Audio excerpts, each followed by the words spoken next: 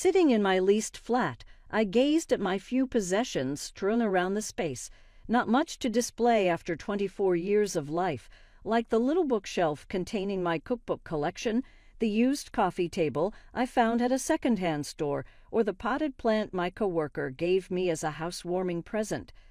But as I took it all in, a smile spread across my face. I was liberated. To understand how I got here, though, you'd have to go back to when I was 7 years old. Everything changed at that point. My parents gave birth to the twins at that time. I recall the day when Emma and Ethan were brought home by Mom and Dad. I was really delighted to be a big sister. Dad had his arm around my shoulder as we stood in the nursery, looking down at the 2 tiny bundles. His words, "You're quite grown up now, Leela," came as he squeezed my shoulder. "These 2 are going to need their big sister to help take care of them." I proudly puffed up my chest and nodded excitedly. I didn't understand the true meaning of those words.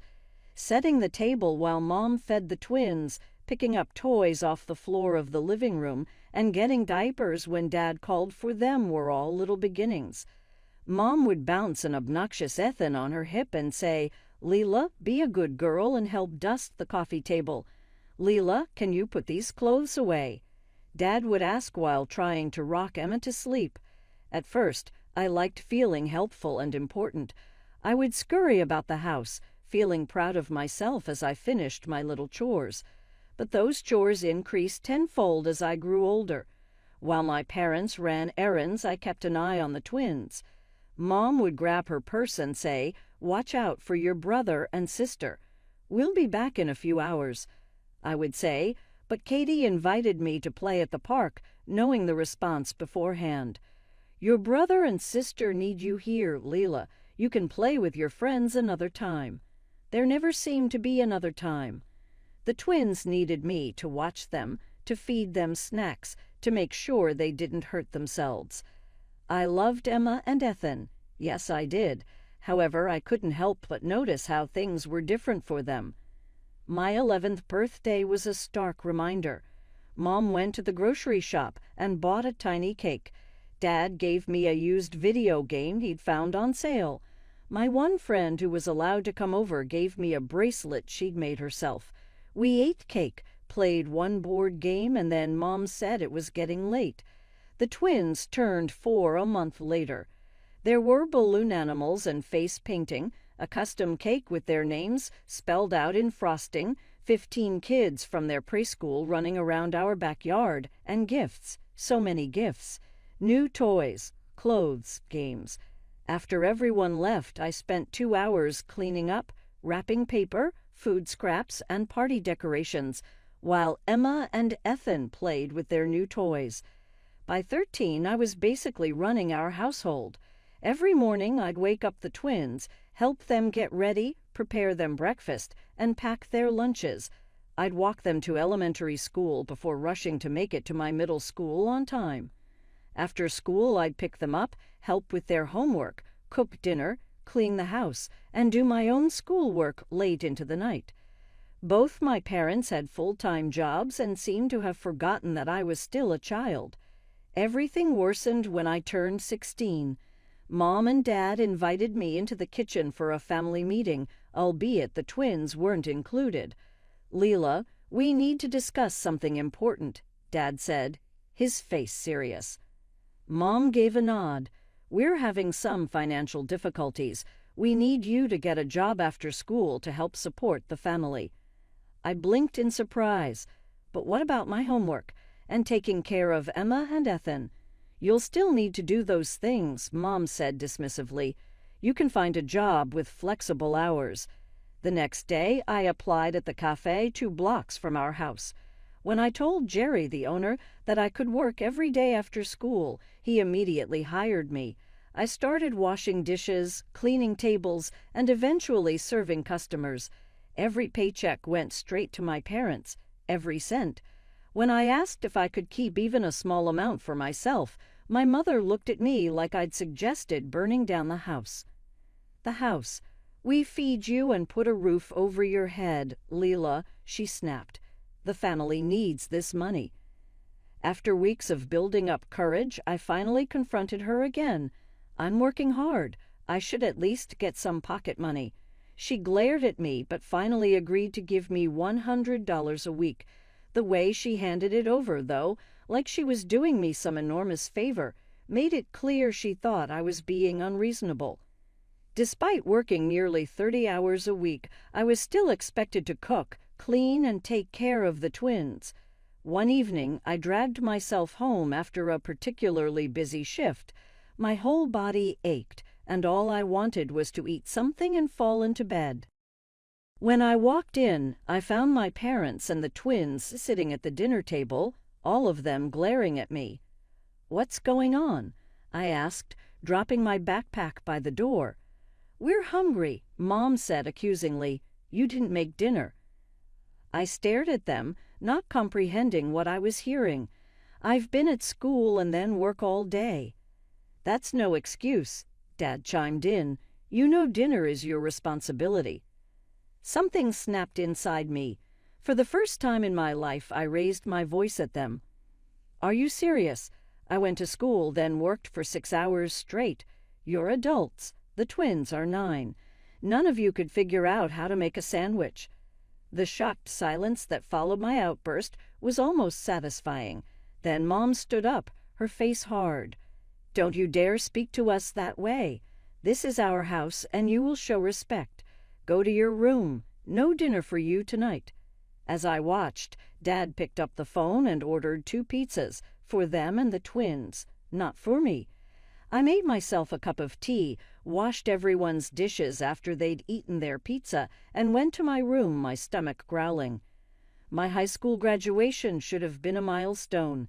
Most of my classmates had parents throwing parties, buying them gifts, or planning for college. Me? I paid for my own graduation dress with the tiny bit of money I'd managed to save from my weekly allowance. The day of graduation, my parents showed up just before the ceremony started. They sat through the speeches and applauded politely when I walked across the stage to get my diploma. As soon as it ended, Mom checked her watch. "We need to get going," she said as I approached them, diploma in hand. "Ethan has a soccer game in an hour." And just like that, they were gone. I stood in my blue dress among my celebrating classmates, completely alone. That night, while my classmates went to after-parties and celebrations, I worked my shift at the cafe. Jerry, the owner, was surprised to see me. "Leela, isn't today your graduation? What are you doing here?" I shrugged. "I need the money." He watched me for a moment, then said, "You know, you're one of my best employees, always on time, never complain. But you can't build a career in a small cafe like this." I looked up, not sure what to say.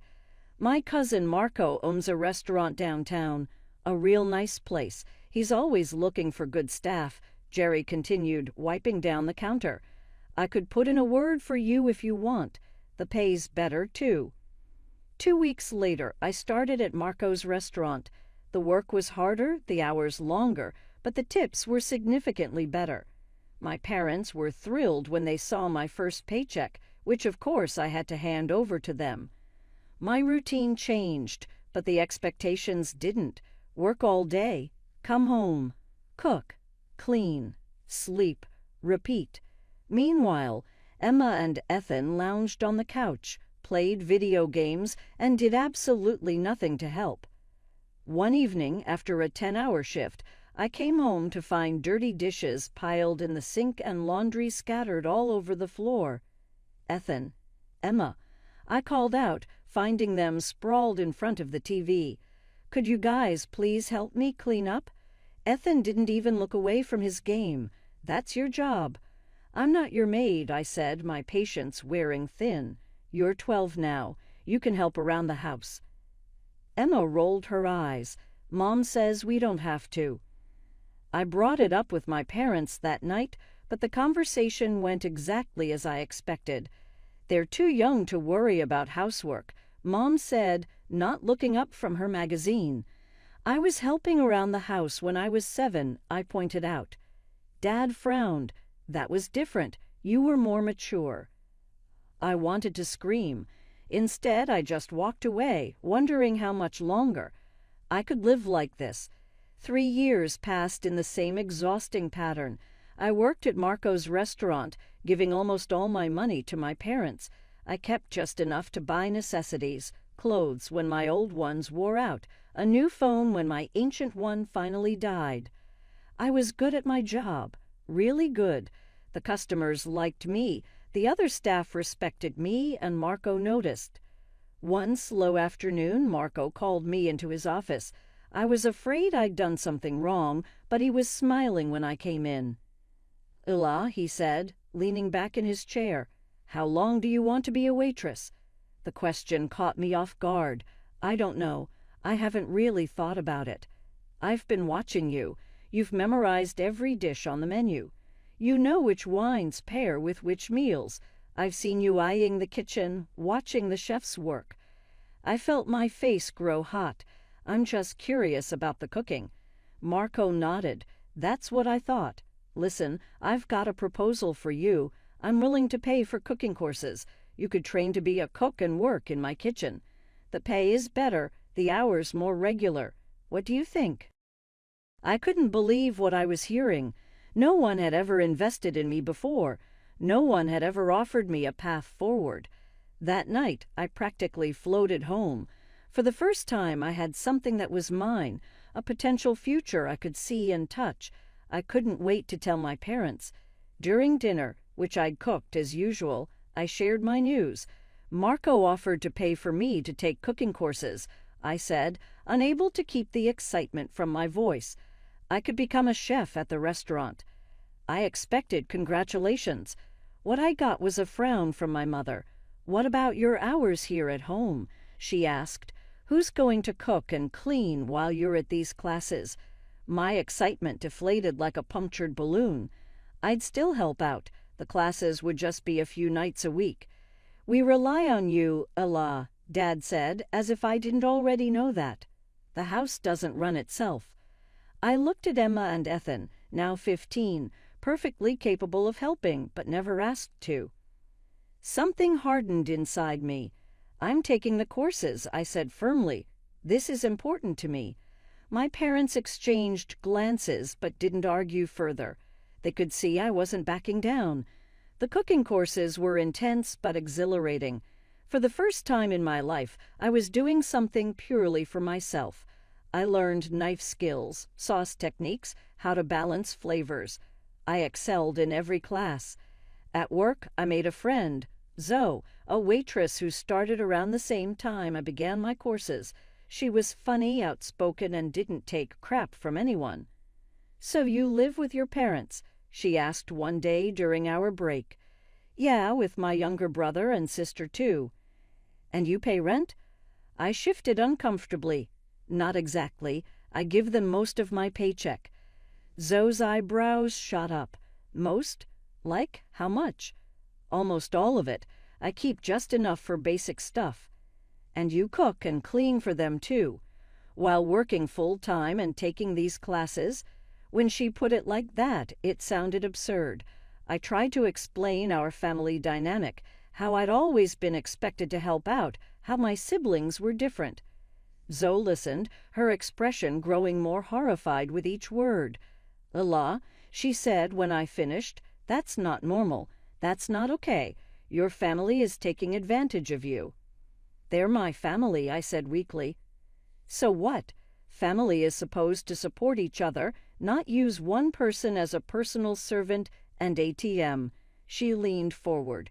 "You need to get out of there. Live your own life."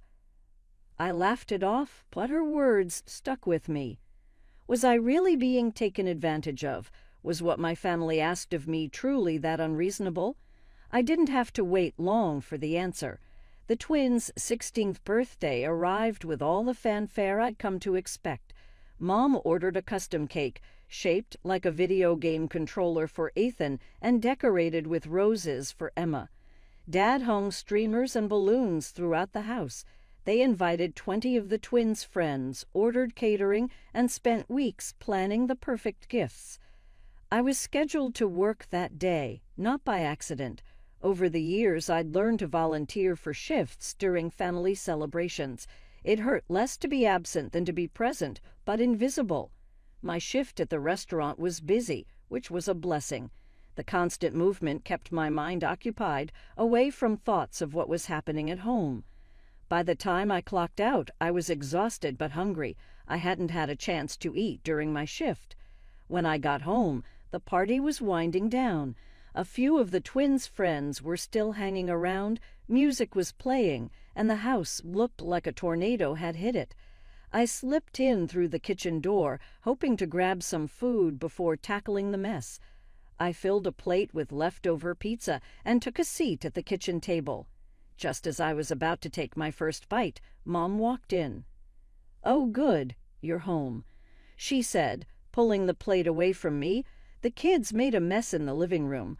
Can you start cleaning up?" I stared at her, my empty stomach clenching. "Mom, I haven't eaten all day. I just want to have something first. The guests are about to leave. I need you to clean now." Her tone left no room for argument. I felt something inside me shift. "I'm hungry. I'm going to eat first." Mom's eyes narrowed. "Alan, now." I reached for my plate, but she snatched it away completely. "Now, Allah. The dishes can wait until after you've cleaned." That was the moment, the exact moment, when something in me broke. I stood up slowly, looking my mother directly in the eyes. "I've been working all day," I said, my voice steady despite the rage building inside me. "I'm going to eat first."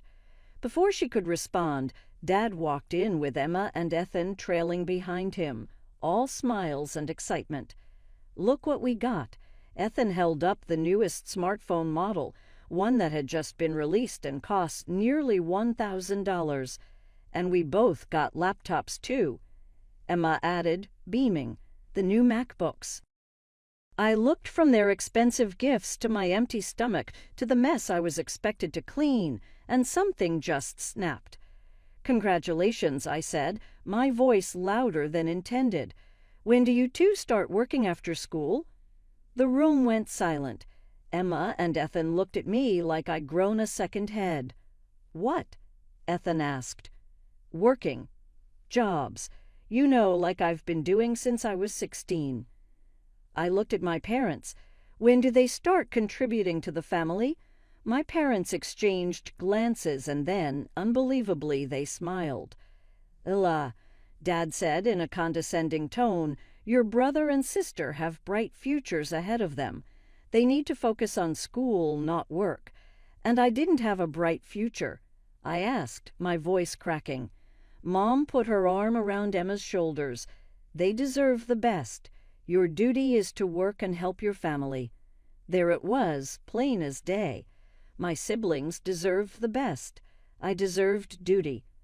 "I see," I said quietly. Mom nodded, satisfied. "Good. Now, please start cleaning up.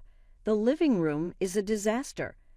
I went to the sink and began washing dishes mechanically while behind me, my family started sorting through gifts and planning a vacation, one that, as usual, didn't include me. I didn't sleep that night. I lay awake, staring at my ceiling, thinking about everything Zoe had said, everything I'd experienced, everything I finally understood with perfect clarity. Nothing was going to change, not unless I changed it. By morning, my decision was made.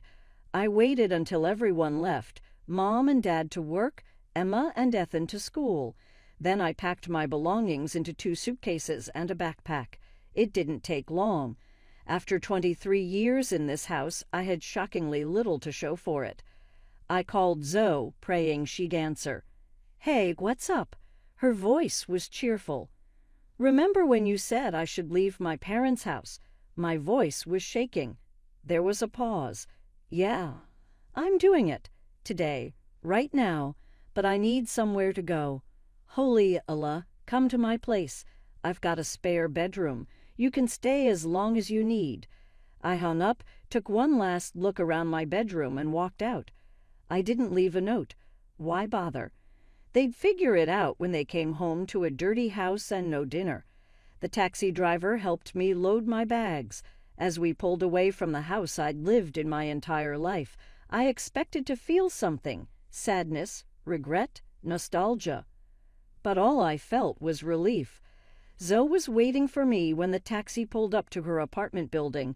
She rushed out to help with my bags, hugging me fiercely once we got everything inside. "I'm so proud of you," she said. "This is a big step." Her apartment was small but cozy, decorated with colorful throws and posters from concerts she'd attended. The spare room had just enough space for a bed and a small dresser, but it was more than enough. "I'll pay rent," I said as I unpacked my clothes. "Half or whatever's fair." Zoe nodded. "We'll figure it out. No rush." We went to work together that afternoon. I felt lighter, like I'd shed a heavy coat I'd been wearing for years. Marco noticed the change immediately. "You look different today," he said when I arrived at the restaurant. I smiled. "I moved out of my parents' house." He raised an eyebrow but didn't press for details. "Good for you, ready for your shift." By the time we finished work that evening, my phone had 20 missed calls from my parents. I showed Zoe. "You going to answer?" she asked. "Not yet." We stopped at a liquor store on the way home and bought a bottle of cheap red wine.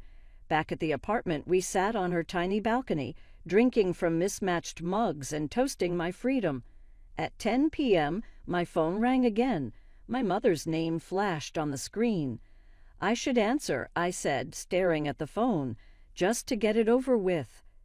Zoe nodded encouragingly. I took a deep breath and hit accept. "Hello." "Where the hell are you?"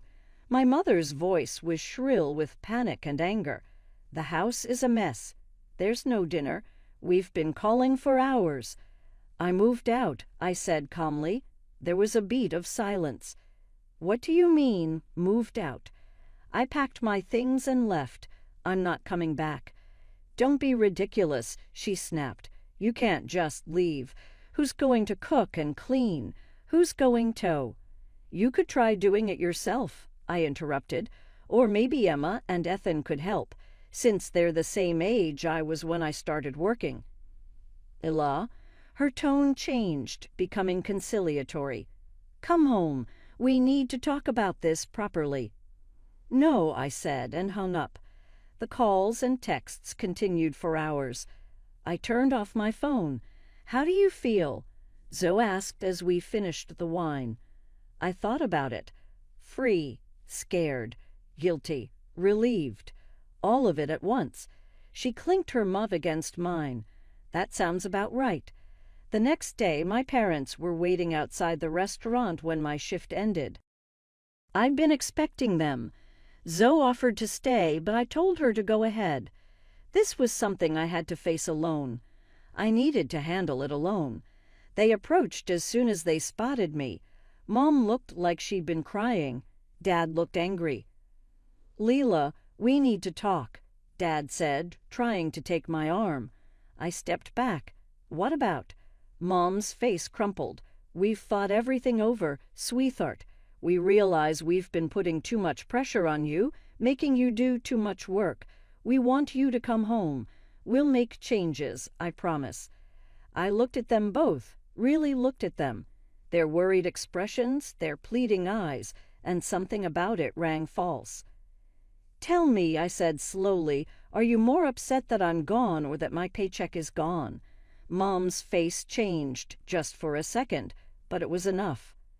"That's not fair. We're your family. We're counting on your salary." There it was, the truth. "I'm not coming back," I said, and turned to walk away. "You selfish girl." Mom called after me. "After everything we've done for you." I kept walking, their words fading behind me. A year passed quickly. I lived with Zoe, paid my share of the rent, and saved the rest of my money. Working as a cook brought me more satisfaction than I'd ever known.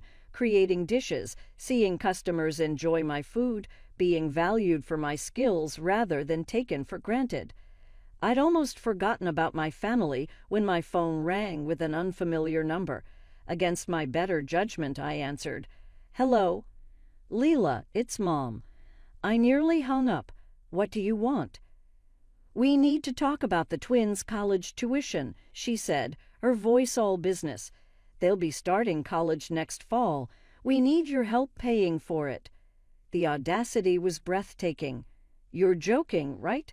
This isn't funny, Leela. Family helps family. You need to contribute. Like how you helped me with college? I asked. Oh, wait, you didn't. I never even got to go. That was different, she insisted. The twins have real potential. I'd spent years trying to please this woman, years believing I was somehow less deserving than my siblings, but not anymore. I'm not paying for their college, I said firmly. I'm not giving you another cent, ever. You selfish, ungrateful. I've been supporting this family since I was 16. I cut her off.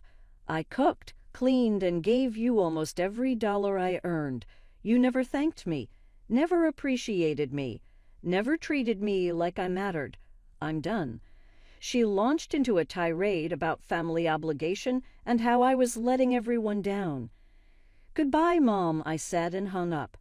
Then I blocked her number, changed my own for good measure. Whatever connection had remained between us was finally completely severed. 2 months after that final call, I found my own apartment. It was small, just a studio with a kitchenette and bathroom, but it was mine. Zoe helped me move in, and we celebrated with takeout on my second-hand furniture. To independence, she toasted, raising her soda can. To choosing myself, I replied. Now, sitting in my rented apartment, looking at my few belongings, I feel truly free. Yesterday, Marco promoted me to assistant chef. I'm saving for culinary school. For the first time, I'm building a future based on what I want. I don't miss my family. Sometimes I wonder about Emma and Ethan, if they're learning to cook and clean, if they've taken jobs to help with their college tuition. Mostly, though, I hope they learn what took me too long to understand, that love shouldn't be conditional, that family shouldn't exploit you, that you have value beyond what you can do for others.